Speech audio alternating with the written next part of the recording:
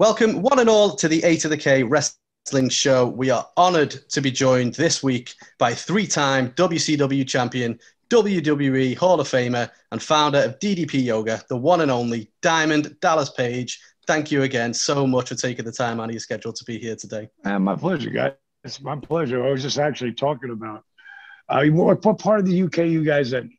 Near Liverpool. Yeah, just outside of Liverpool. Where? Liverpool, yeah. I actually got up there last time I was there. I was doing a Comic-Con up there, and that was the last time I did a road trip. We flew into Heathrow, and then we did some sightseeing on our way to Glasgow, and then we did like 6 or 7 DDP Yoga workshops on the way back through, and then ended up in Brighton and enjoyed a couple of days down there too. So now my girl I'm with now, she's a world traveler, and she literally was one of those ultra marathoners where you run 100 miles. Wow. You know, or she actually put a backpack on one race and ran 170 miles in 6.5 days with a backpack on her back, and sleeping in the canyons as she was running through all that. She's seen all over the world, but she's never been to the UK. So I said, well, we're going to do a tour there, in 2022 at some point, just waiting for all this shit to settle. Of course, yeah. Oh, really? I don't know if it's going to be 2022 or, 2029. I don't know, but eventually I'm coming back to the UK because I love it there. I love the old school stuff and the people in general. I just love it. Every one of our workshops had over 100 people into it. When you got 100 people doing DDPY, it's a lot of fun.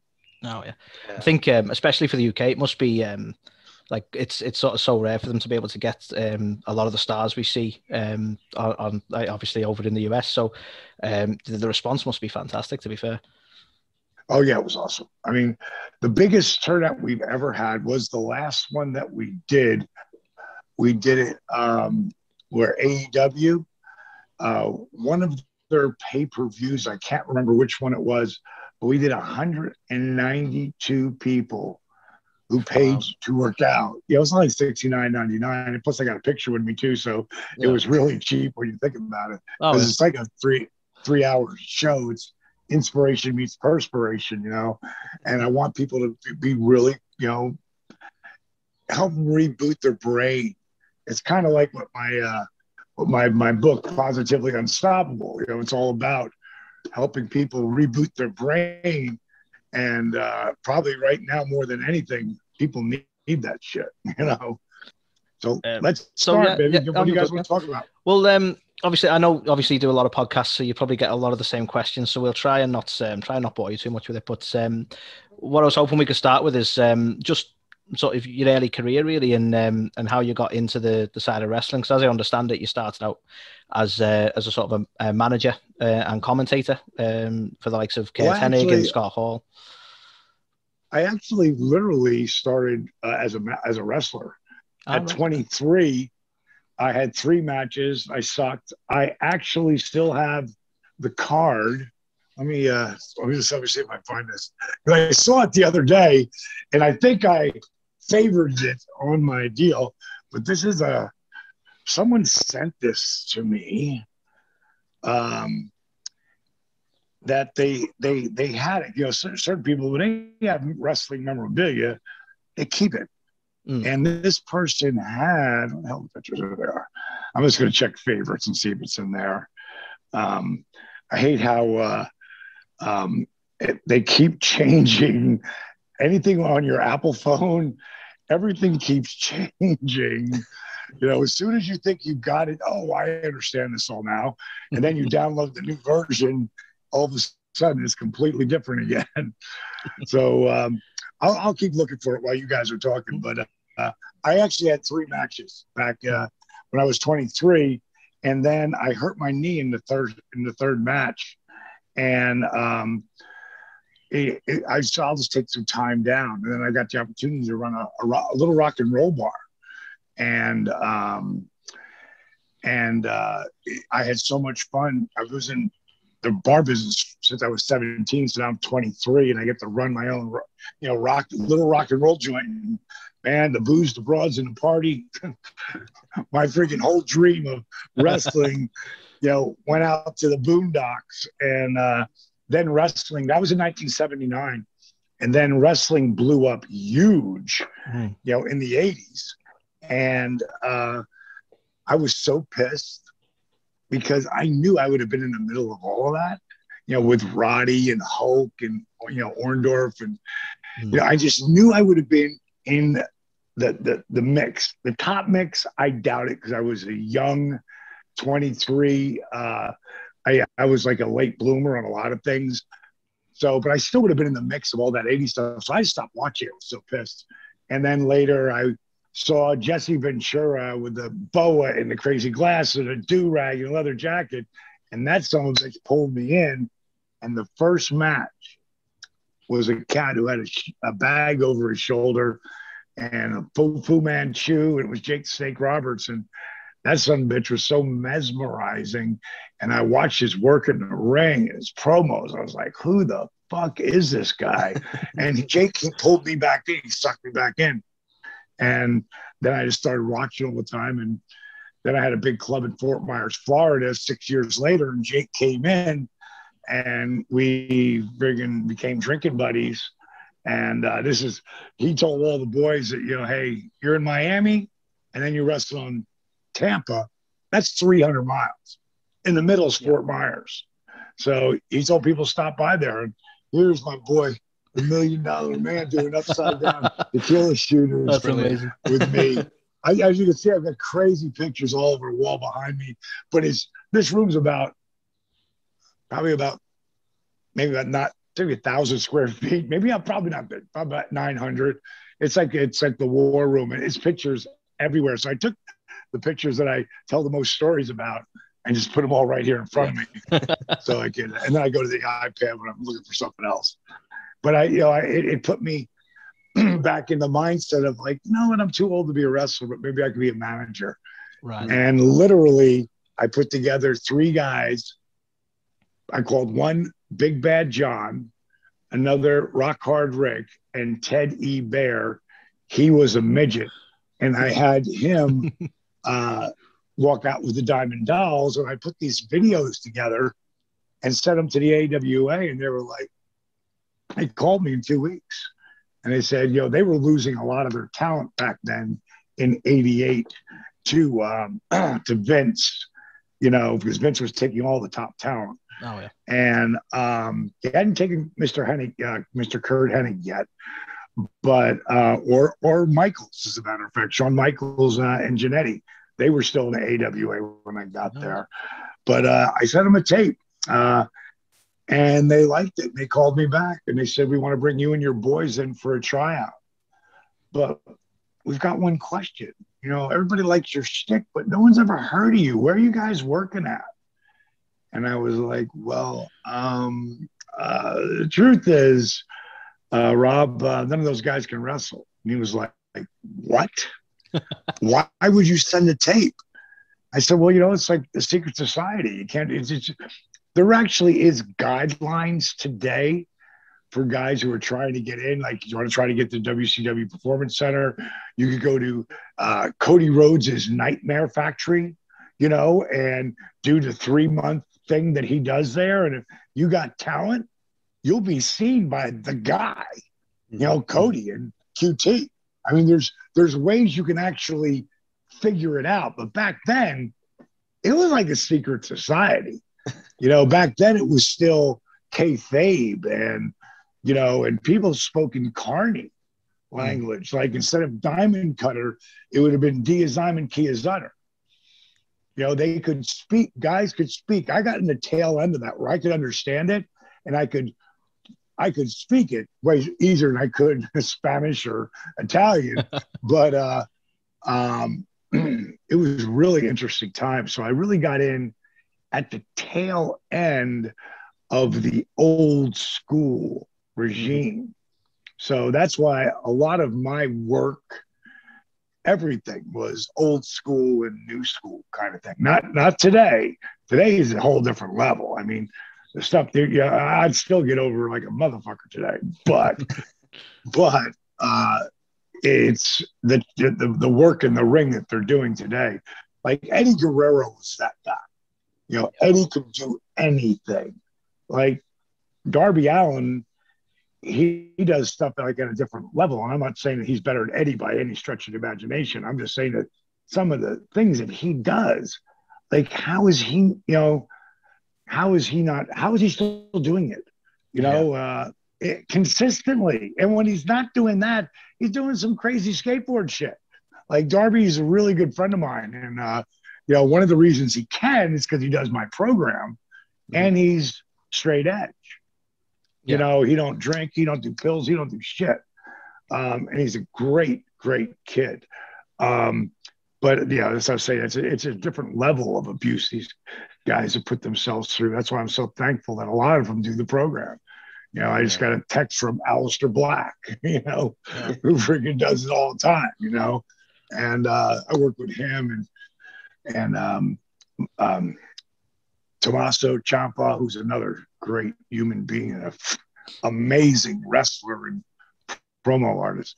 But the guy, you know, back to the story, he said, why would you send a tape? I said, well, it's like a secret society. I said, those guys could, you know, be getting trained while I wrestle. And it was like, yeah, don't call us, we'll call you. That you wanted to make the transition back into the ring. And, you know, we'll talk about your character when we you know, talk about your documentary Relentless, but, you know, again, unsatisfied with the limited booking you had at the time and so on and so forth, you'd go down to the power plant and pretty much train every day. But then at the end of 92, you get injured and were you released at that point? But so obviously I was tag team with Kevin Nash at the time. And, you know, some of the easiest things you can get, like, you know, injured. I don't use the word hurt because, you know, pretty much guys are hurt all the time. Yeah. But injured where you blow out a rotator cuff and you can't lift your arm up unless you do this, you know, and that hurts. But I went to do an elbow, and instead of the guy coming flat, he came with his shoulder. It was Shanghai Pierce, and he was 6'6" and, you know, 3+ bills, you know, maybe 315. And so when I went to hit him, he came off, and I was like 255 at the time. I just blew out my rotator cuff, and that put me, you know, on the shelf. Which when Bill Watts came in, you know, it put me like goodbye. Yeah, but obviously during that time as well, on the shelf, that's when, am I right in saying that you reached out again to Jake at that point in terms of your character and, you know, trying to refine the work that you've done so far? How did that come about, and what was kind of the biggest thing you took from Jake? Well, actually, Jake had called me, you know, because Jake's he's a really good human being, you know. When he's not fucked up, which he's not anymore. That's why he's doing so great.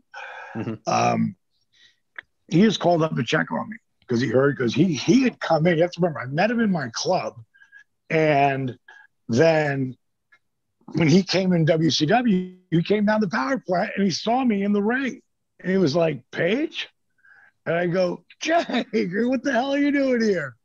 He said, "I'm coming in." This is before Bill Watts got there. And I said, "No shit." And me and Kevin were tag teaming, like I said at the time. So we did whatever we could do to get next to Jake Snake Roberts, just to drive for him, grab his bags, you know, learn from, you know, who I consider the Yoda of professional wrestling work in the ring, telling a story. And so, you know, we had a lot of good times together, and Jake had left because he had a big fallout with Bill Watts. And then about maybe 2 or 3 weeks later, I tore my rotator cuff, and he just called up and said, "How you doing?"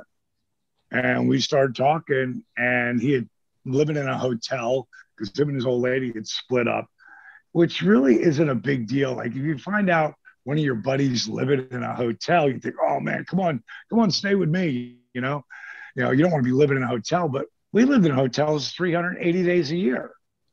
So it wasn't like you were living in a hotel. You were living in, you know, you had rooms all over the place. But I invited him to come and live with me. And I told Kimberly that we had it downstairs of our house, and he come and go as he please. And, but I appreciate him helping me whenever he could. And I was saying to him, I can't wait to get into the ring with you. And he was like, dude, you're going to learn more sitting on a couch, understanding what psychology is, than you're going to learn in a ring with me. He goes, I used to have 1,000 moves that I had 100. He goes, now I got 5. And 5 is all you really need if you really know what you're doing. I think today you need more than that. But Jake Roberts today still could go out there, if he could still have the mobility, and tear it down and do 5 moves. Yeah. Like that's the real art, Yeah. like, and that's kind of a forgotten art. You saw it. I think the last time you really saw it was when the Rhodes brothers hooked up and Cody and Dustin got together, which I think was one of the best matches of the decade. I mean, it had everything going with it, and it was pretty damn cool. And old school and new school, Yeah, Mm-hmm. no, without a doubt. So obviously, when you made your return, when you went to WCW, you started rising up the ranks. You went for the WCW TV title, and then went on to a feud with the legendary Macho Man Randy Savage. Just wonder if you could tell us about some of your memories in terms of working that feud with Savage. Oh, man, I got so many. Before I do, I'm going to show you. I found this. Yeah. Look at this. This is, I don't know if you can see that. You see what it says, 1979? Wow. You see that? Handsome Dallas Page. I was a huge Handsome Jimmy Valiant fan growing up as a kid. And I loved Handsome Jimmy Valiant. He was the coolest cat on the planet. And I thought, I'll just pay homage to him. I didn't realize I was stealing. By that time, he was the Boogie Woogie Man. But anything to get heat, just like Kevin Nash when he used Big Sexy, he was doing that to get heat. Of course, he was a big, handsome, sexy motherfucker. So, people got with it. They didn't create any heat. He tried to do it to get heat.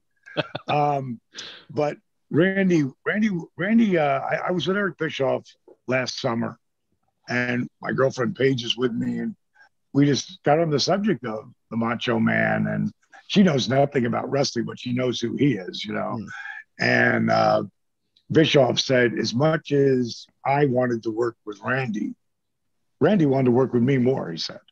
That's not my words, that's his. Yeah. And, I didn't come to him with that angle. The angle was set around Kimberly, and it was set around actually the Playboy, the celebrity nudes issue that Kim and I was in.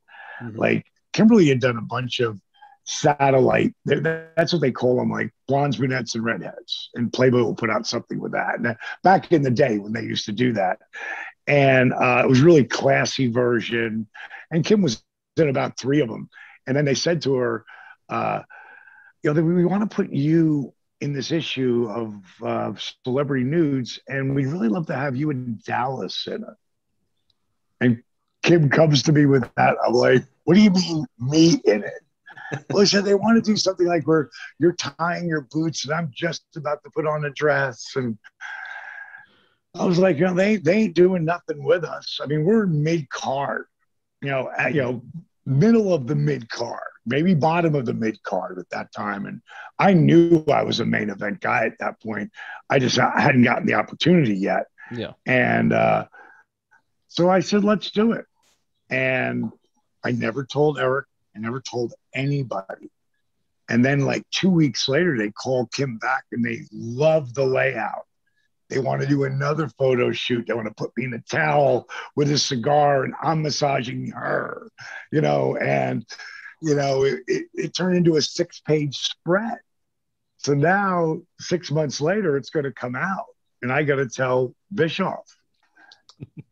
He was pissed. We were both drinking, It wasn't like he was screaming pissed, but he was like, what the fuck are you thinking? You've got a morality clause. I'm like, hey, if I end up getting fired over it, maybe Vince will do something with it. That's what I said to him. And as it turned out, it came out right at the time that I was doing the whole NWO thing where they were asking me to be in it. And that was my idea, because no one's thinking of any good ideas for me because they still don't believe in me. But Kevin and Scott, both of those guys were two of my best friends. And, I went to Kev, who was the master of getting shit done. And I told him the angle, you guys come up to me like you do everybody else. And, you want me to join the NWO. And I'm like number 7? You want me to be number 7? Like, what happened to 3 or 4? 7? Like, fuck you. No. And walk away. Now, if we were in real life and you guys were hitting me with something and I did that, you'd go like, oh, Tally, he'll get over it. We'll get it. He's gonna come in. It would be like, that's how they would treat it. And they hadn't done that with anybody. And I said, then you come back again. And I say no again. And then the third time you come out to the ring, and it turned out to be Eddie Guerrero. They do the game to get involved in the match and show the power they have, and then the next time I put the shirt on, and after I hug Kevin and high five Scott when he pulls away, pull him into the diamond cutter, and that was supposed to take 4 weeks. And when I told this to Kev, he's like, go tell Bischoff. I love it. I go, dude, I got to tell Scott. He's like, he's the one taking the diamond cutter. And he's like, dude, you created Razor Ramon, the diamond stud. I don't know if you've seen any of that early stuff. Yeah. But that's pretty much what Razor Ramon became. Yeah. That was the beginning phase. Plus, I got him the job when no one would take his call. Like WWF, WCW would not return his call. So he called me, and I got him, and I changed the hair and the mustache, all that shit, and even gave him the toothpick, but I gave it to me too. And in a promo, we were leaving Waffle House. I gave him a toothpick. I went, oh, dude, I got this great idea. At the end, we flicked the toothpick into the camera, and I had it in my mouth. And right to the end of the promo, it fell out of my mouth. And I was like, no. And bad guy was born. And so he was like, dude, he'll do it. Just go tell Bishop. I go, no, I'm telling Scott. I got to ask Scott, for the favor. So bottom line, he's like, I love it. Tell Bischoff. I go, I ain't telling him shit. I go, let Kev tell him. Yeah. And Kev told him. And, the reason why I said it was supposed to take 4 weeks, go back and watch the TVs because they're every week. I mean, every week is a different thing. It takes 10 weeks to happen because the bookers, they didn't see me as a top guy. And if I take those guys down, like let's give that to somebody like whoever. Pick another guy. But it was my idea, and Bischoff loved it, and he pitched it. He threw it out there. This is what we're going to do. And it got taken off the TV multiple weeks to a point where I was like, this isn't going to happen. Like, it's not going to happen. And sometimes, and I try to teach this to everybody, it's everything. Like, I thought I was ready in 95, but I really wasn't. I thought I was, but I really wasn't. When it actually happened, going into 97, I was white hot. And I knew I would not be denied. I had put so much work in. It took 8 years to get there, from the managing right on through to that very deal. Yeah. And it was Kevin and Scott, which made Much go, I want to work with that son of a bitch, because he was, think of it, Kevin, Scott, Hulk, Macho. Mach it was always either Hulk and Macho. Oh, yeah. Or just Macho. Now Kevin and Scott were the two hottest guys in the business when they came over. 95, 97, 97, they were white hot, you know, and for them to take that, it happened in New Orleans, and it was our first dome show. There was 33,000 people there. Like, if you could have scripted it and really understood what was going to happen over those next 4 months, and you wanted it to be the best thing to ever happen, that's how you would have done it. But that's not what they were doing. They were pushing it off until it looked like it was never going to happen. Yeah. And thank God it worked exactly the way it did. And then Mach, I guess he must talk to Eric, because it wasn't like I requested, you know, I'd really like to work with Macho. Mm-hmm. You know, I could do that in 98. You know, yeah. I could do that in 99, you know, but I wasn't doing that in 96, you know, or I was just still happy to be there, you know. So, Macho was, you know, it's so funny because today, pretty much every smart person who understands wrestling understands that there is no way that those guys could do what they're doing out there if they didn't talk about it. Like, impossible. Mm-hmm. Now, the fact that they can remember it is unbelievable. And Mach used to write everything down, like everything. Yeah. So did I. And people would bust my balls about it.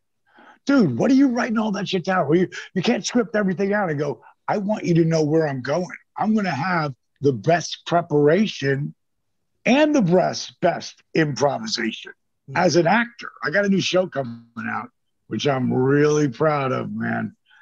It could change my life again. Like, wow. There's 3 times my life has changed, like in a big way. The first one was when Macho did the favor for me.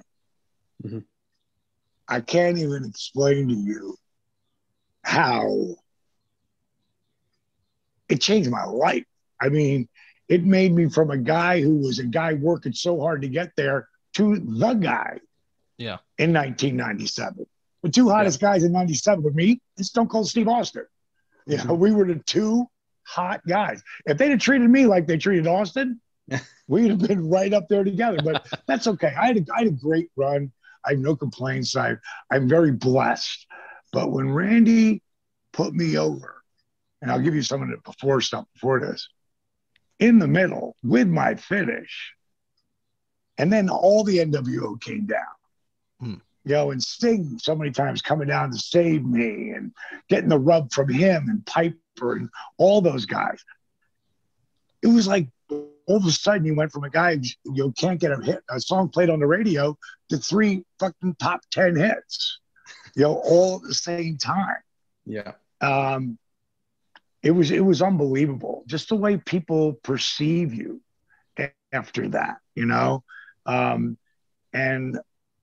the like I was saying, Randy wrote down everything. And guys like Hulk didn't do that. But he did it with the Giant, I should say, with Andre. And did you guys see the documentary? Mm-hmm. Did you see it where Hulk had it all written down? Yeah. I couldn't believe that he put that out there like that. Because back then you didn't do that. Yeah. Yeah. When I worked with Hulk, we talked in the back a little bit. Everything else was out there. Yeah. You know, because he didn't, you know, he wasn't one of those guys, but he did it for Andre. You know, and something like this, you want to give him like, here's what I really want to do, you know? I can remember Sting saying to me, D, this is like a Nitro match, you know? I go, yeah, and? You know, I loved working with Sting. I think my best match ever is that Nitro 99 match where I dropped the title to him at the 9 o'clock hour. During going home, like we're going to finish the match, the ref says to me, we got a minute left, maybe. And he goes, we got 5 more minutes. I go, what do you mean we got 5 more minutes? He goes, dude, we need 5 more minutes because of the commercial breaks and all that kind of shit. Of course, yeah. So Sting was walking at me and I grabbed him and I go to the floor. He's like, what?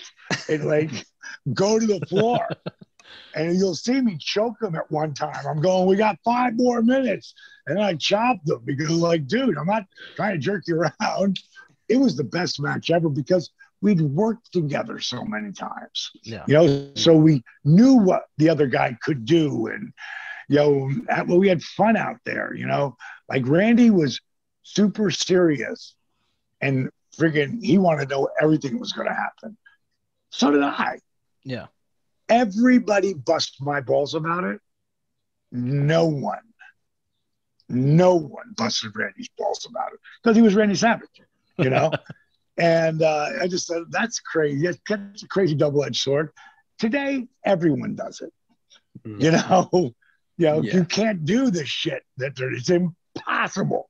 But the fact that they can remember it is mind-boggling, you know?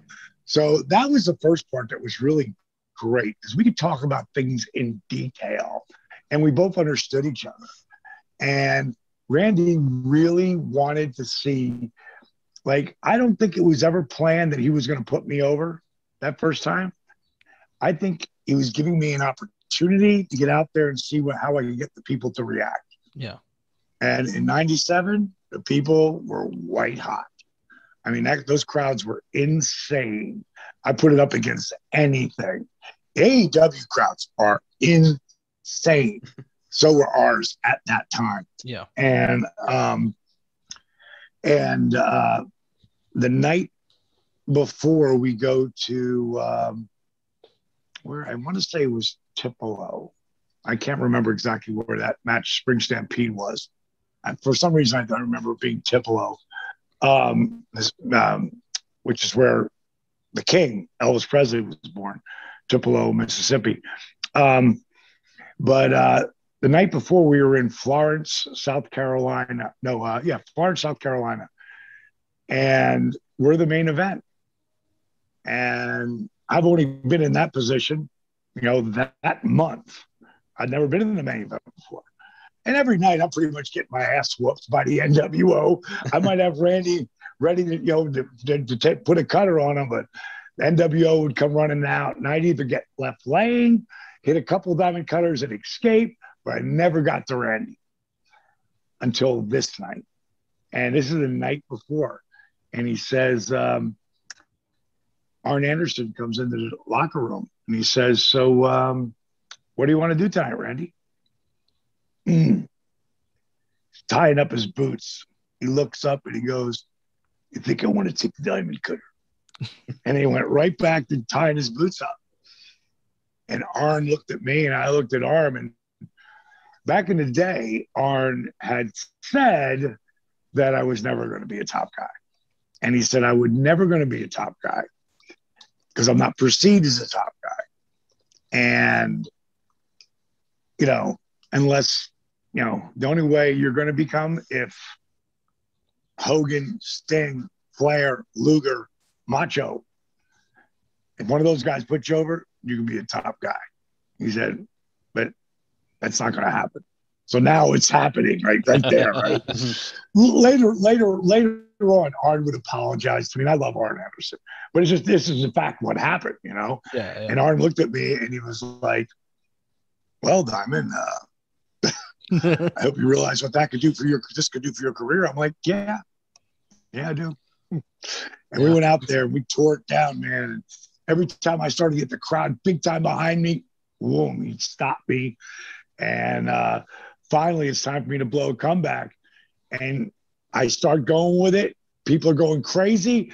And he stops me and he goes to slam me and he said, diamond cutter. And I flipped it into a cutter and the roof blew off. And now just because I've got my ass kicked, you know, pretty much most of the match. So I'm selling. He's selling. That was what's so great about Randy. When you hit him with your finish, he didn't move. That's the way I was. You hit me with your finish, I'm not moving. You know, I might not move for a minute. You know? So I might have to wake me up, whatever the fuck it is. You know, I mean, that's what you're supposed to do. Yeah, totally agree. And I just laid there, and he laid there. And then it was a rumbling. And I just laid my arm across. And the whole building, 1, 2, 3, and they exploded. And it was Maxwell Smart, Get Smart used to have what they called the cone of silence. And they would bring the cone down and only you could hear what each other were saying. And it was so loud in there, I felt like the cone of silence came down over us. And I could hear him as he's looking up at the lights go, "Will, I guess we know what we're doing for Spring Stampede." And I was like, man, is that real? Is that really going to happen? And then it did, and again, like I said, it changed my life, man. One of my favorite Randy Savage stories is, we went on, we couldn't go right back to the next month, which worked for us big time because Randy had torn his partial tear on his Achilles heel coming off the top rope. So I literally sent him to what I call my voodoo doctor, this guy named Dr. Ken West. And when I tell you this guy's a miracle worker, I can support it by 8 pay-per-views and Ready to Rumble. I use Ready to Rumble as an example, but it happened every time. I was so hurt. I was so beat up that there was times where I couldn't get out of bed. And Ready to Rumble, there's 5,000 extras. They're not, what do they call it, where they digitize that shit? Yeah. It's 5,000 people there, 5,000 extras. And it's all set. Everything's done. Like tomorrow we're doing it. I can't get out of bed. My body is so beat up that I can't walk, never mind wrestle. And they flew my guy, Dr. Weston, he worked on me for 5 hours. You watch any of that match, you never think I was hurt ever. He did it when me and Jeff Jarrett had a triple cage. The night before, I stepped into a hole and almost fell all the way through and almost broke my neck. And again, could not walk. And he flew in and put Humpty Dumpty back together again. So I had brought Randy to see him. And to tell you the voodoo doctor part of it, he's doing muscle testing and sign language on his body. And he says, "How long have you known that you are allergic to milk? You're, lactose intolerance." "How do you know that? How do you know that?" I mean, he was kind of freaked him out a little bit. And he walked in with crutches and he walked out without. So we put it on the following month. And then we had Savage Page 2, which was that match. During that match, Scott Hall was involved. I want to say Randy hit me with the belt. I can't remember exactly how the finish went, but they were screaming, "Go home." Now we're the main event again. You get to 2 hours, 59 minutes, and 59 seconds. When it goes to that next second, you know what happens? It goes to the next program. Like what happened with Goldberg that time. All right, that happened because Hulk and Warrior went crazy long. You're not supposed to do that. Yeah. And bottom line is, for Randy and I, we got to get out of there before the end of this. So that's why I heard the ref screaming. So I took I took the belt from Randy. I took Scott's finish, and then all I remember hearing was, which was those cables moving when Randy would boost himself, and he was 254 pounds, and when he hit you, you were his crash pad, and I mean it. There was nothing fake about it. He almost killed Charles Robinson. I mean, he literally almost killed him. Yeah. Really, he fucked him up because he landed so hard on him, When he was younger, I'm sure he took a lot of that brunt. Yeah. But as he got older, I mean, you were just happy to take it. It wasn't like it was a bad thing. But I've been pissing blood at that point for like about 4 weeks straight. So I was like, "Bro, can you please land on my stomach?" not my ribs. There was a reason why I wore that rib guard for so long. Well, he landed on my face. And you can see it, slow motion, right across my face. So I'm walking backstage and I look at Kimberly and I stop. I look at her, I go, did I just wrestle? Wow. She said, what? I go, is it Nitro? Did I just wrestle?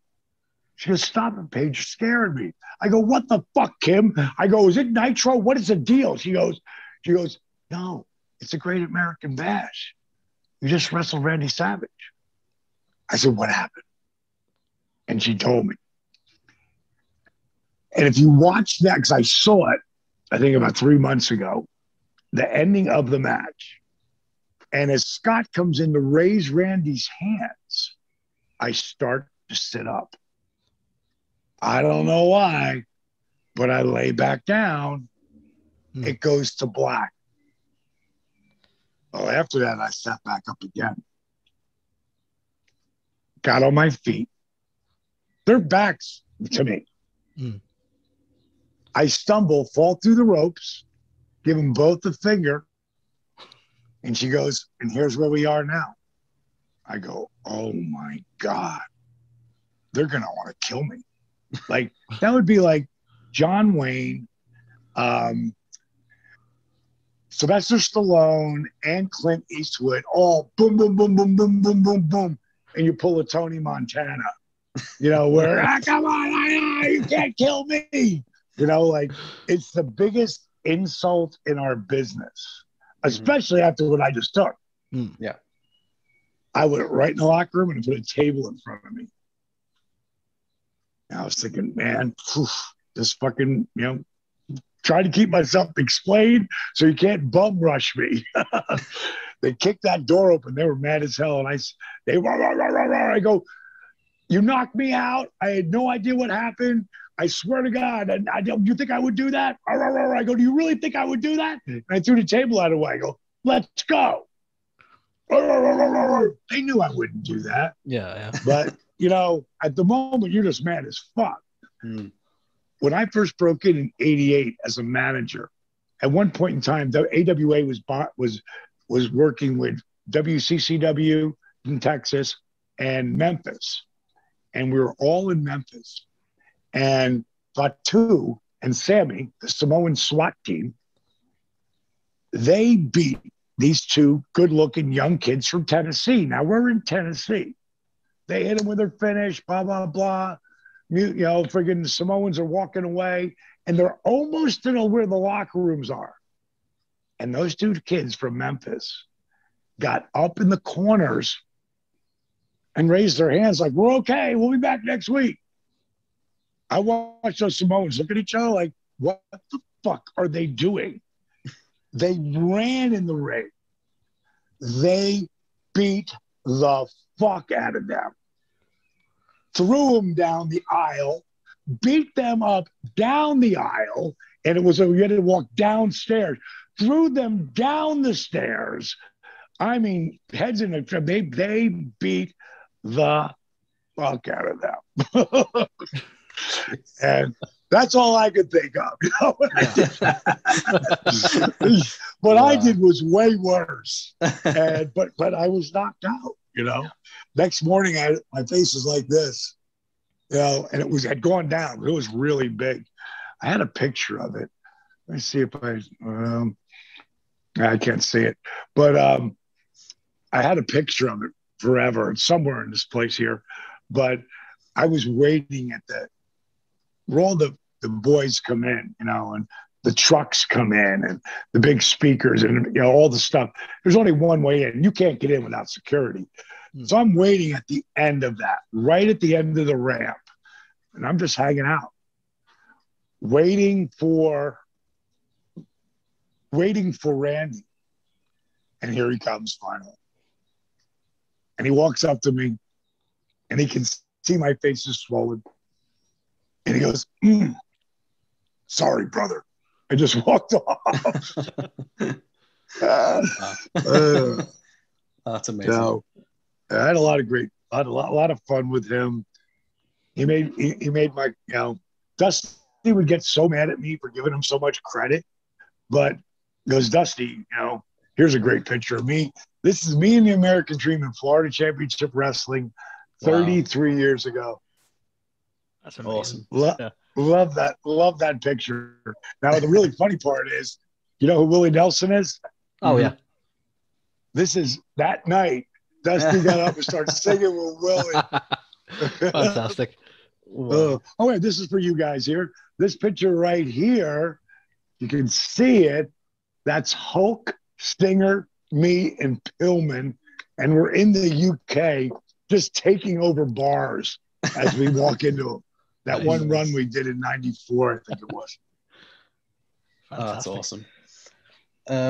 So obviously, as you say, you fought with Randy, and then pretty much the rest was history. You go on to be a 3-time world heavyweight champion. You're in Ready to Rumble.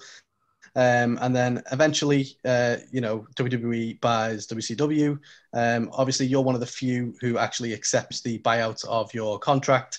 And then, People's Champion versus People Champion is what we think we're going to get. And eventually, you show up as the Stalker character. What were your thoughts on that? And, was there anything else you were pitched? What did you wish would have happened? I never should have went. I never should. I pitched People's Champion versus People's Champion because I had the greatest fucking idea. And I had it 2 years before that. I'd met Rock because we were both in Canada. We had a pay-per-view. They're doing a Saturday night. So Show was the champion back then. And I raised Big Show back when he was a giant, got him ready for Hogan. Like, I was the guy who helped get him ready because, he friggin', he was 24 and green as grass. And I lived down at the power plant at the time. And me and him became best friends. And I wanted to see him when he had the world title. We wanted to go out with him, strippers are crazy in Canada, so we had a good time, and so we're getting ready to leave, and The Rock is the final match, and I want to see him work in the house show, and so afterwards we're going down to get the bags. We're in the sky boxes, with Show's family because his wife is from Canada, from Toronto. And he says, "Do you want to meet The Rock before we leave?" I said, "Yeah, I'd love to meet that cat." So we come in the locker room and there's nobody there. And Joe goes, "Hey, Rock, you still here?" He goes, "Yeah, I'm in the shower." He goes, "Awesome." He goes, "I got some huge mark who's dying to meet you." And I don't know why I said this, but I had to come back on something since Show said that. And I said, "Yeah. And I don't want to meet you unless you're naked and your balls are all soapy." Now, it's one of those things that when you hear somebody's voice, that voice, but not in this building. You don't know that here. Oh, yeah. And so The Rock sticks his head around the corner. He's like, "Oh, Diamond." He goes, "I'll be out in a minute. Take your time, bro." He's all studded up like the Michelin Man. And so comes out. We just start talking. I was like, Jake called me the day they brought you in as Rocky Maivia. Jake was on the booking committee at the time. And he called me and he said, "Wait till you see this new kid, Rocky Maivia. He's Maivia's grandson and Rocky Johnson's son. It's Maivia's grandson and Rocky Johnson's son." He said, "This kid is so good looking. I don't know if I want to fight him or fuck him." And Rock popped on that. He goes, "That sounds like something Jake would say." I said, "Well, he told me, even though it didn't go good for you in the beginning, that you were going to be one of the biggest stars in the business." Oh. He said the same thing about me in 1993, and he had no reason to say that, not at that point in time. He said the same thing about Austin in 94. And he said, "Well, Jake has got a really good eye for talent." I said, Steve and I are best friends, and I've been watching you just as watch your career go, and I really love what you're doing now. He had the mullet chops then, and I said, you did something recently. I saw in an interview where you were being yourself, and then you flipped into The Rock, and then you flipped back into yourself, then back into Rock. You go, that shit was really entertaining. And I said, I can't wait to see what you do with the rest of your career, bro. And we shook hands, and I'm almost out the door, and I hear, hey, Diamond. And as Big Show gets out of my way, I can see him putting on one of his $1,500 Versace shirts, and I can see that fucker just rolling into character. And he said, you know, Diamond, there's only one people's champion. And Big Show was like, oh. And I just deadpan stared at him. And I let it go, and I let it go. And then I finally went, you know, Rock, you're right. And you, well, you, my friend, you're looking at him. Oh! And I was out the door. And Big Show was like, oh, my God, you stopped him. Nobody stops him. So what ended up happening is we went out that night, and we got in about 3 in, and I'm waking up Kimberly. Wake up. Oh, no, come on, wake up. I don't want to fuck you. I want to tell you a story. Like, no. So freaking, I said, I know I'm going to show up in the WWF. She's like, what? I know I'm going to show up in WWF. She's like, what are you talking about? I just signed a multi-million-dollar 3-year deal, like guaranteed. And I was like, no. I'm going to end my career in WWF. It's good. That's where it's going to end. That's what I grew up with, Like, I'm definitely not going to not miss that. And so she wakes up, and I go, here's what's going to happen. They're going to turn off all the lights. So, of course, it's Jericho. Then 15 seconds go by. Then 30 seconds go by.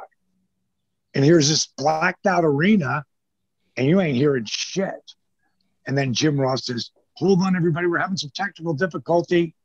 And then you hear for the first time ever my voice in a WWF arena say, who's the real people's champion? Spotlight. Yeah. You're looking at him. Bang! Oh, boom, boom, boom, boom, boom, boom, explosions. I go to the ring. I tell, I talk about The Rock and gimmick infringement, something he would do for people. Everybody was stealing his shit. You stole everybody's shit, bro. But he made it better. Like, he is the real people's champion. Like, he could be, if he, and the way he's doing it, I would believe that he might, like, he ain't going to run for governor or any of that bullshit. He's going to run for president if he does anything. Mm-hmm. And I swear to God, everybody loves him. The only where he got the most heat is when he backed Biden. When he backed Biden, that got him a lot of heat with the friggin' Republicans, people who loved him, Mm-hmm. So I couldn't believe he did it. He could just come in himself, but the guy could be elected. And I think he's pretty smart cat. I mean, he's the biggest star in the world, and he's one of us. I mean, I couldn't be any prouder of him. I would love to have worked with him, but now let's look at the other side of it. What did I learn from it?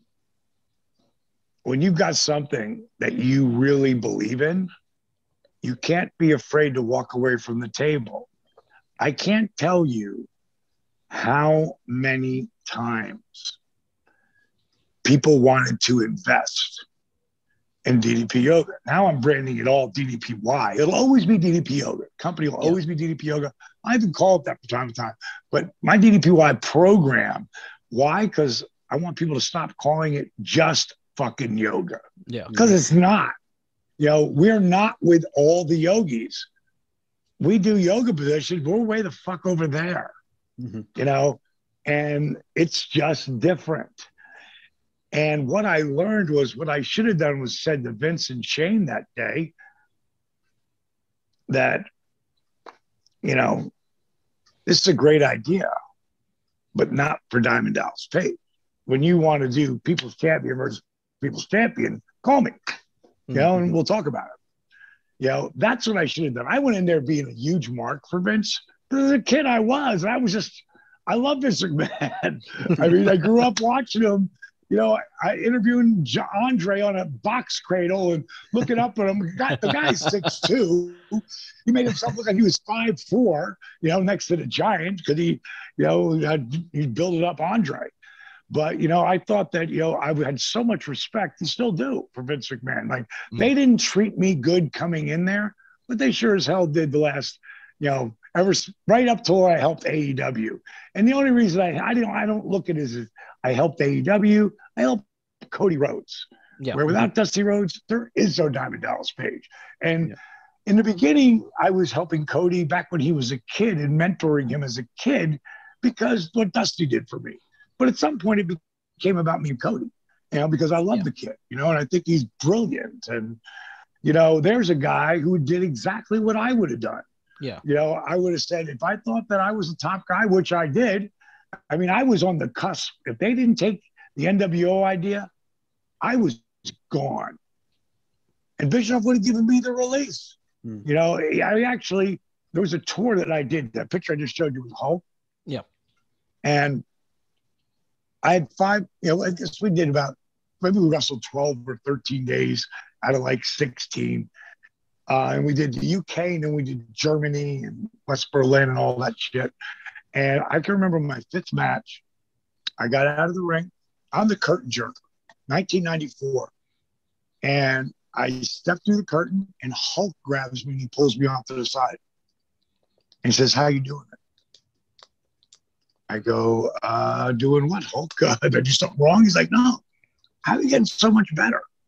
He said, I don't see you that much on TV. He said, "But, when I do, you've always got something new, and you hit it, and you come up, and you get the people involved." He said, "This is what they're doing with you, right? They're putting you on the road so you can learn your craft." I said, "Hulk, the only reason I'm on the road, I haven't been on the road in 4 months." I said, "The only reason I'm on the road is because my last real name before I changed it was Falkenberg. And the Krauts love their Germans. And I got a smoking hot wife that walks me to the ring." He goes, "Well, how the hell are you doing it then? Because if you don't wrestle, you don't get better." It's really like anything. It's all about reps. Repetition is the mother of learning. And I said, well, I went down to power plant, and when I realized they're not going to really use me, and I just started training all the young guys. And I figured out that the more you train someone, the more you learn. The more you learn, the better you get. And I guess for your attention, like, I'm blown away. It's like, he goes, "Whatever the hell it is," he goes, because he didn't understand, that. Because there was no such thing as a performance center before we had a power plant. And that's where you had to learn and really teach. Of course, WWE took it to a whole different level with the performance center. That's place is unbelievable. And there's 100 different men and women down there. And there's always recycling, because some guys just can't cut it. They're gone. New people come in. It'll never stop the flow. But he said, whatever you're doing, keep doing it, because it's not this year or next year or the year after. He said, but somewhere down the line, I honestly believe you have the ability to draw huge money with me. This is 1994. And I'm like, wow. As he walks away, I'm thinking, did Hulk Hogan just say he watched my matches? He watched everybody. Like, who could he draw money with? Yeah. And he was like, him telling me that we can draw money. Now let's just go 4 years in the future. Dennis Rodman comes in for the second time. I go to Eric Bischoff's house. Now I'm in a good spot. It's 1998. I'm a made man. I walk down and I tell Eric, Rodman coming in. I know it's going to be Rodman and Hogan. I go, he's in the playoffs right now, man, with Karl Malone, who's my buddy. I said, what if they ended up in the finals together? I said, this cat, he can go. He's a great athlete. 4 years later, this comes together. Malone and Rodman, Rodman and Hogan are on the Tonight Show, which is the biggest show in nighttime television ever. And me and Malone come in from the wings and throw down chairs and shoot our angle on the Tonight Show. My girl's trying to beat me in. And we come in and we shoot the angle of the Tonight Show. So 4 years later, the Bash at the Beach, it was the second biggest pay-per-view in the history of WCW. The only thing that's bigger is Sting and Hogan at Starrcade. They built that for a year. So bottom line is Hogan was right. I mean, Hulk is a really smart guy. And he's stayed on top for, 35 years, 40 years. So pretty amazing, man, that you say little things and then you just stick on them and you just keep doing them until it happens. Yeah, definitely. So just to sort of mention DDP Yoga, because I know obviously you've talked on it a little bit there, and you mentioned earlier like so many different people are doing it. Obviously we've got the likes of Chris Jericho, who's been really outspoken about it. We've also heard Drew McIntyre is again, he's someone who's he's a big user of DDP Yoga. I believe he's even sort of traveled some great distance to train directly with yourself as well. Yeah. But what I want to talk about is obviously because there's no doubt it's a great workout, but there's also this element, this side of it that's it's all about the mindset and changing your mindset. And it's something that, if I'm honest, I didn't realize at first until I started looking into DDP Yoga. Is that something you can sort of explain to us a little bit on sort of how you go about that, the mindset approach and how you go about changing that? It's kind of like I was talking about earlier with my book, Positively Unstoppable. That is built to reboot your brain. And because so many people are so destructive, most people they don't have any self-confidence. I always tell people no one can do more damage to you than you, like nobody. And I'm looking for this one thing here, which is something I'm listening to a book right now, The Power of Habit. And sometimes I'll listen to stuff just to see if I'm on track. And I do everything that book, I teach everything that book talks about, which is reassuring. But one of the things that they said, one of the things that's so different about my DDPY program is that the community, like on Facebook, one of my buddies, Chris Gabriano, just started a page, and everybody knows what Facebook is. Yeah. And it was just DDP Yoga, one word. And it was just him and a couple of the guys and a couple of the girls got involved. And now there's over 60,000 people on it. And when I was watching change, I was, on the Power of Habit, it was talking about change, and people must believe change is feasible. The same process that makes AA so effective. The power of a group to teach individuals how to believe happens whenever people come together to help one another change. Belief is easier when it occurs in a community. Now, that's something that I have that I didn't create. Now, of course, I created the mindset and the positive influence that goes behind it. Yeah. But if you go on Facebook, I tell people, don't listen to a word I have to say about my own program. Go on Facebook and go to DDP Yoga, one word, and just read. Mm-hmm. Like on my app, which everyone should get the app, because then you can try it and not cost you anything, because you get it for 7 days.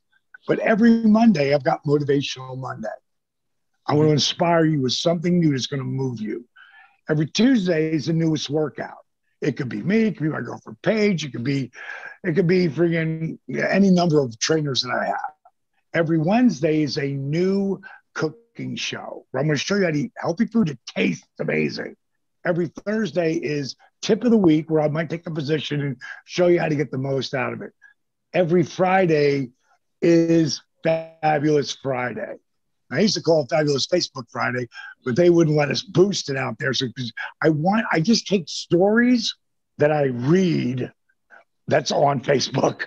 Yeah. And I'm so blown away by it. And we also came up with Face to Face Friday, which is before and after, or really before and during. And to see the people put them up there, and the community helps each other. And that's what makes, like, it took 8 years for Diamond Dallas Page to get over as a wrestler. It took 8 years before DDP Yoga made a dime. Before we actually could go, all right, we paid our bills, we made a dime, $1, 1,000, blah, blah, blah. And it started with Arthur, the disabled veteran. Yeah. But Arthur's transformation was in 2007. The video exploded in 2012. Yeah. So everything that everybody wants results right now. You can't have them. And if you do get results right now, you won't appreciate it. And that's just the fact of life. Yeah. Anybody who's given anything does not appreciate it. But if you got to work for something, like there are so many, we're doing right now, and we can only do it in the States and Canada because the insurance company won't let us go out of North America. If so, it costs so much more money. But I have the Positively Unstoppable $1 Million Challenge. And the third place person gets $5,000. The second place gets $10,000. The first place, there's 100 of these books lined up like this. This one doesn't have a number on it, but they know they'll have a number on it, 1 through 100. It cost me $40,000 to do this contest. Yeah. But it also cost me another $56,000 in prizes, because if you don't win that, you know, 25,000 in all the stuff I put behind it. By the time it's all said and done, it probably cost me about $100,000 to do the contest. But so many more people get involved. And if they're using the app, and it's building our business up. But at the same time, not one person goes, I'm going to win that $1 million. What would make them think they're going to lose 85 pounds or whatever? They have now to lose anything. They don't come to this, to DDP, which would be positivelyunstoppable.com. They don't come to that page to get involved to win money. They come to be involved with the community. Yeah. This is what happened this last year, 2020. And when it came to, I got to get down to 3 of them, right? I couldn't. It got down to the last 4 people, because any one of these 4 people on their transformation could have won. Yeah. Any one of them. So there's 3 categories. One is the transformation physically. Next, the transformation mentally. Like, what is this Positively Unstoppable, the art of owning it. It is the story you tell yourself. It is your inner voice. That can be really destructive, or it can be insanely powerful. Mm-hmm. And if you go back or go on that page and look for Scotty Boots or Justin Dobbins or Caitlin Kay or the girl who won, Candy McCarthy Herndon, and you see who the fuck they are today, they ain't nothing like the people that came there just looking for some kind of hope. So how does a transformation happen? It happens in a group, but it also happens with the knowledge that I give you. Like, one of the things that No one really has, because I don't think they've ever gone about doing shit the way I do it. I created something I called the list. And the list was created because when Arthur Borman, like, I have a procedure: take the 6 pictures, take your weight, your measurements, your pain. Tell me your why. That's number one. What are your goals? Do all this, document everything. And it was just all simple stuff back then. It wasn't video footage or any of that shit. It was just simple stuff. Watch this movie. We didn't even have Resurrection yet. It was just Food Inc., Genetic Roulette, and Forks and Sick, Fat, Nearly Dead. Those were the 3 movies. And I wanted you to watch those movies, because they're going to educate you to what the fuck you're eating. Because you're eating, you want to know why you're 300 pounds or 280? You're eating shit. Let me show you. They pronounce it as real food, but it's not. So let me show you stuff and educate you. So the reason where the list came from, when Arthur's video went viral, and it did a couple of times, people would write me like stories about why they need me and why they need the program, but you don't care anyway, because you only get it for the money, or blah, blah, blah. I'm like, wait a minute, what if that person was in such dire need? Because I'd read them all in the beginning. Not anymore, but I read them all in the beginning. And you don't want to help me anyway, and I can't afford it. So I said, okay. And I would have the girl who worked with me. I said, okay, send that person. Here's my cut and paste response. Do all of this, and I'll give you the DVDs. How many people did that? Maybe 3 to 5%. Wow. What do you mean? I've got to do something? You're not just going to give it to me? No, first of all, you're not going to appreciate it. Larry Hagman, did you ever see reruns of the show called Dallas? Mm-hmm. It was a show that was in our state. It was humongous. And Larry Hagman was J.R. Ewing. Yeah. And I grew up with him when he was Colonel Nelson, or when he was I Dream of Jeannie, Barbara Eaton, which was a funny show about astronauts and a genie, and she was gorgeous. So me and my brother in a bar in 1988, and I see, oh my God, there's JR, and a guy who looked like Nick Nolte and 2 gorgeous chicks, right? And I sent him a round of he was drinking vodka and fresh squeezed orange juice, and I sent him around. And later, when he leaves, he comes over. There's no one else in the bar but me, my brother, and him and these girls. And he comes over and he says, well, I said, I want to thank you. He said, I really appreciate that round. And I said, man, I'm a huge fan. He said, really? He goes, what do you do? I just got into professional wrestling at the time. It was my first day. After that weekend, I was seeing my brother in LA. I said, well, I run a nightclub in Fort Myers, Florida. He goes, well, then you're a damn liar. I go, I'm a liar. Why am I a liar? He goes, because our show comes on. And I said, at 10 o'clock. I said, I run the place. I stay. This is what happened last week. And he popped. And he said, so you really do watch? I said, yeah. I said, would you mind signing this $1 for me?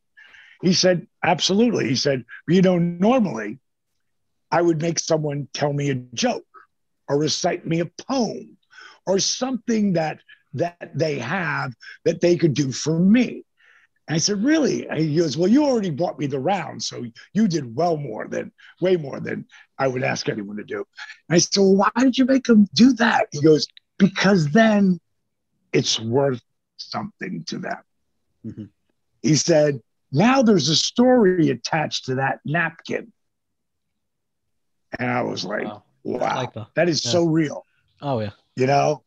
And that's why I came up with a list. Now the list is up on the app.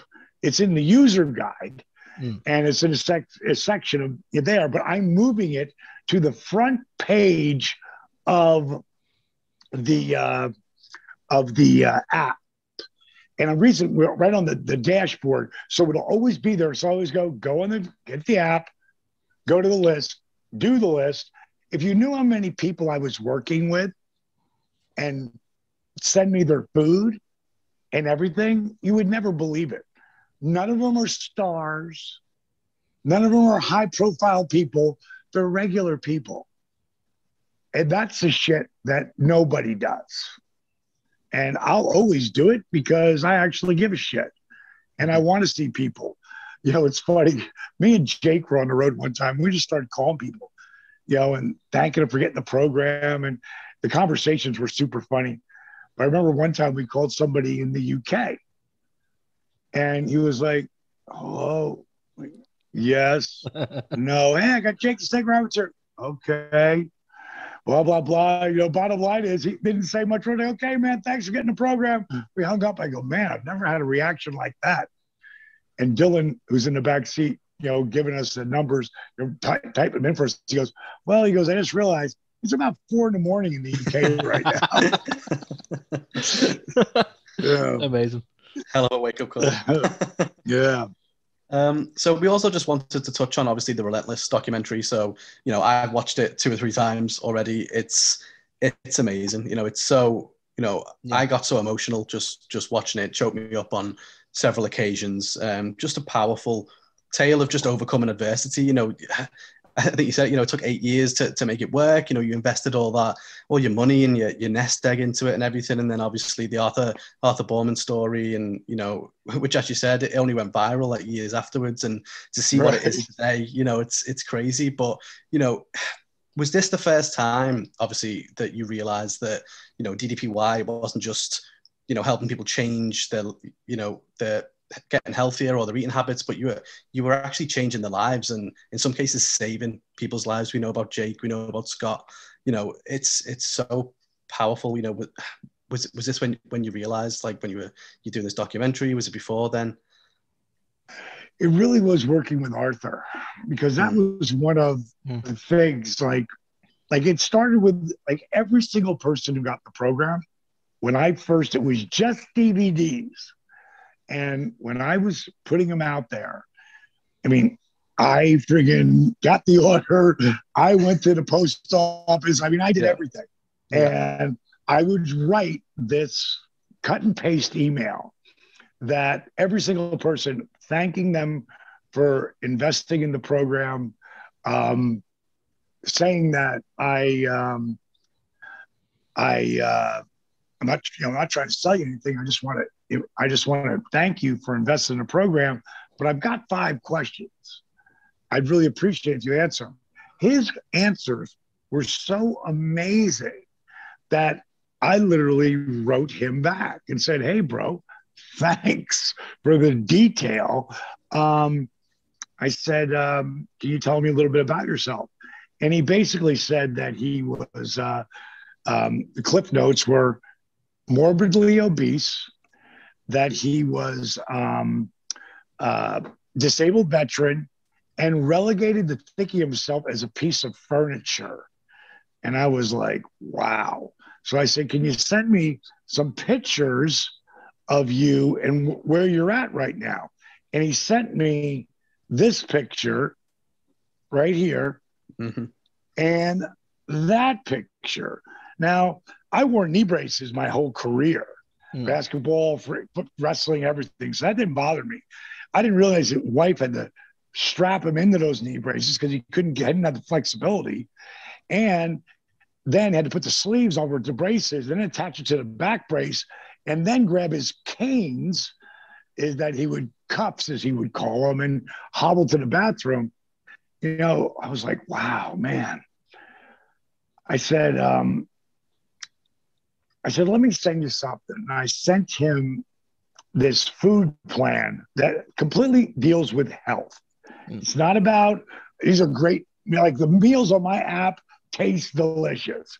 This is about someone who's just trying to get back some health and drop some weight. Because I knew with this program, he could lose 50 pounds. And he was 5'6", 297 pounds. And if he could just get under 250, the VA would operate on his knees again and see if that would help. So that was my goal. And what happened was he lost 32 pounds the first month, 22 the second month, and 18 the third. So he lost 72 pounds in 3 months. More importantly, he lost 140 pounds in 10 months. More importantly, he lost the knee braces, back braces, and canes, not just to walk, but run. Yeah. So I knew, okay, put the food in there. That's so important. Like, most doctors will never tell you that food can heal you. And food can, especially fake food, can fuck you up. You want to know why cancer and heart disease and diabetes and obesity run rampant, especially in my country? It's over there in yours too, but nothing like over here. I mean, the food. I realized, okay, to get someone to understand that, I have to educate them. Hence the list. Yeah. Food Inc., Genetic Roulette. Those are two of the most important, movies that anyone can watch, because then you really realize, oh, so let's do this. Let's make it super simple. Eat protein and vegetables for just 3 weeks. Watch what happens. Like, you, especially, the reason why you want to eat organic, because it doesn't have all the pesticides sprayed on them. If people knew, like, if they had to take the pesticides that sprayed on their vegetables and spray it on their tongue, do you think they'd eat it? It's like, but it's only a little bit of arsenic. And it's a little bit of arsenic. It's a little bit of arsenic. So I don't eat any of that shit. And the first time that I came, the first 2 times I came to the UK, I thought your food was horrible. But the last time I was there, which was 2 years ago, I was blown away how good a lot of the places the food was. I mean, I went to one pub in York, and they had gluten-free fish and chips. They also had this beer that's called Duradam. That's a gluten-free beer. That's the only beer I drink now. I mean, there was some place I was in Brighton, and I had a friggin' French. They said it was gluten-free on the French rolls. I was like, there's no way that is gluten-free. And it was.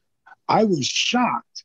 Like, you guys, there's certain restaurants who really took it seriously and made some really great food. So I'm really looking forward, to coming back again, and hope those restaurants are open. I know with all this craziness, a lot of places aren't going to be open, unfortunately.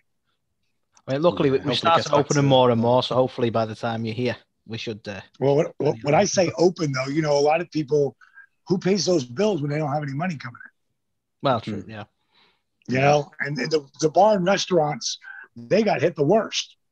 Yeah. Because, Amazon grew like crazy, though. Oh, yeah. Yeah. So, the bottom line is, I appreciate you saying those nice things about it, but it was a labor of love that we did, because we wanted to tell the story of, how did this company come to be?